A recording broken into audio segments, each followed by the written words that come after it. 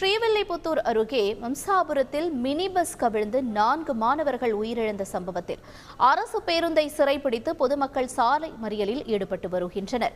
கூடுதல் தகவல்களை செய்தியாளர் கார்த்திக் வழங்க கேட்கலாம். கார்த்திக், வணக்கம். விபத்து தொடர்பான காரணம் என்னவாக இருக்கிறது? மேலும் அங்கு இருக்கக்கூடிய கள சூழல் என்ன?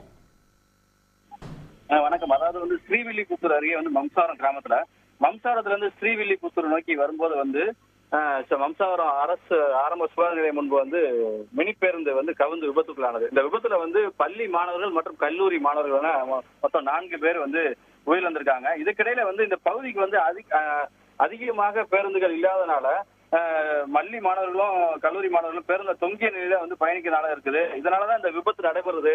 உடனடியாக இந்த பகுதிக்கு அதிகமாக பேருந்துகள் இயக்கப்பட வேண்டும் அப்படின்னு சொல்லி இந்த கிராம மக்கள் அந்த பகுதியில சாலை முறையில ஈடுபட்டு வராங்க. தொடர்ந்து இந்த பகுதிக்கு இப்ப அரசு பேருந்து ஒரு பேருந்து வந்தது. அந்த பேருந்து